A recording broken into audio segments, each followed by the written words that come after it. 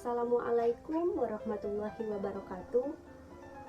Salam sejahtera bagi kita semua. Pertama-tama, marilah kita panjatkan puji dan syukur kehadirat Allah Subhanahu wa Ta'ala, karena berkat rahmatnya kita masih diberi kesehatan dan bisa berinteraksi.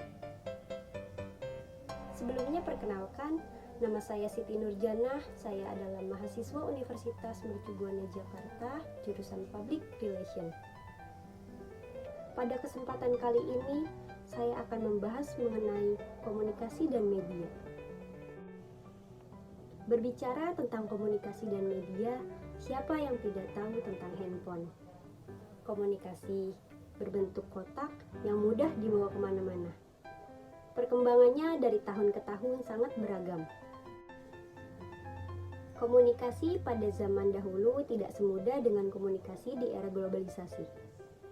Zaman dahulu kita harus bertemu langsung atau mengirimkan surat kepada pihak yang ingin kita tuju. Sedangkan saat ini, kita hanya perlu mengeluarkan handphone dan mengirimkan pesan yang ingin kita kirim. Media surat juga memakan waktu yang cukup lama.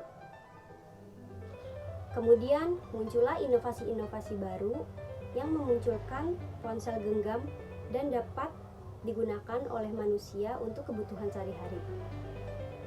Kegunaan ponsel genggam sendiri diantaranya yaitu sebagai media berfoto, merekam video, merekam suara, permainan, bahkan dapat membantu dalam hal pekerjaan. Tidak hanya ponsel genggam, jaringan internet juga melengkapi perkembangan teknologi. Jaringan internet mempermudah bahkan memperluas komunikasi dan informasi. Berbeda dengan telepon atau pesan singkat. Dengan jaringan internet, komunikasi bisa dilakukan secara audiovisual dan terdapat simbol-simbol yang bisa mengekspresikan pesan kita kepada pihak yang ingin kita tuju. Contoh aplikasi jejaring sosial dengan bantuan internet di handphone seperti WhatsApp, Facebook, Twitter, Instagram, dan lain-lain. Internet merupakan jendela dunia. Mengapa disebut demikian? Sebab melalui internet, kita dapat mengetahui segala hal yang ada di dunia ini.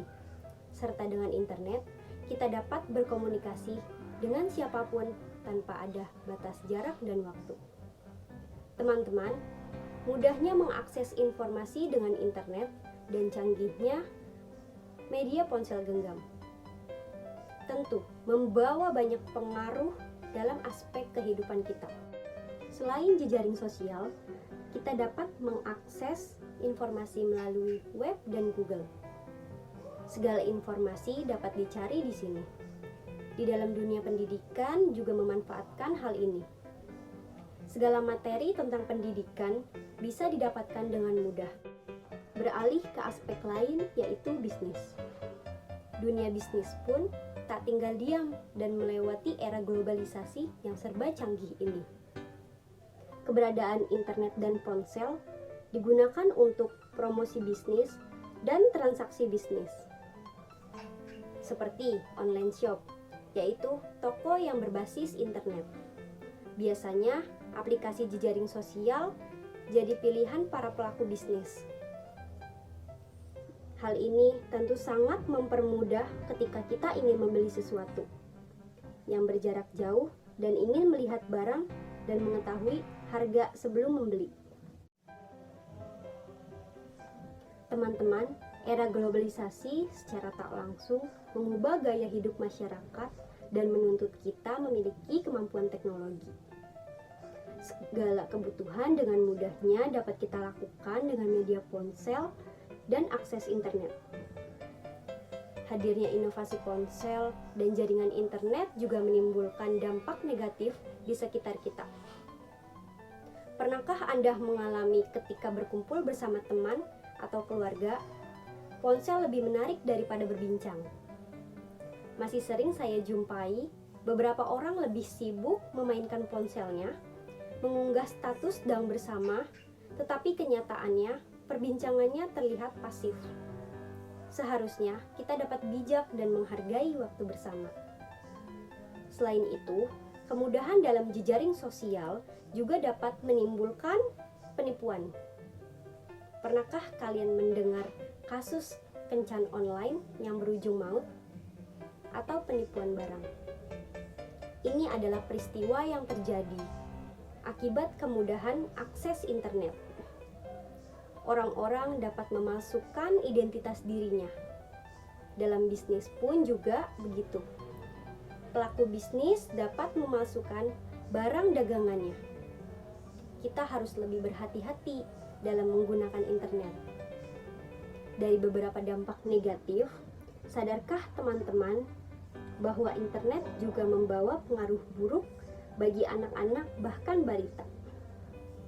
Banyak orang tua yang memberikan fasilitas ponsel kepada anaknya untuk membuka permainan atau melihat YouTube. Alhasil, anak-anak akan kecanduan dan menangis ketika tidak diperbolehkan memegang ponsel. Cara ini dipilih agar mudah dilakukan kepada orang tua yang sibuk melakukan pekerjaan. Saya pun mengalami kejadian ini.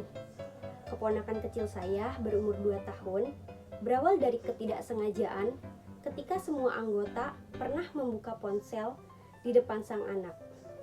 Anak akan cenderung ingin mengetahui tayangan anak-anak di YouTube. Ternyata hal ini membawa pengaruh besar, yaitu kecanduan. Sang anak bahkan dapat memberi kode untuk dibukakan aplikasi YouTube. Tak berhenti di situ saja, sang anak bahkan dapat membuka aplikasi YouTube sendiri.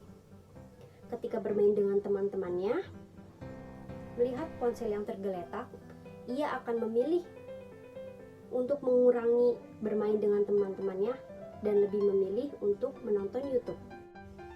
Dari kejadian ini, saya ingin mengajak teman-teman sekalian untuk berpikir dan menyadari, sudah sebijak apa kita menggunakan teknologi komunikasi di era globalisasi ini? Kehadiran teknologi yang canggih harus kita manfaatkan sebaik mungkin, tetapi jangan merusak atau merugikan orang lain sekitar, terutama pada generasi anak-anak yang di bawah umur. Berikanlah hal yang terbaik dan sesuai pada umur si kecil. Teman-teman, demikianlah yang dapat saya sampaikan.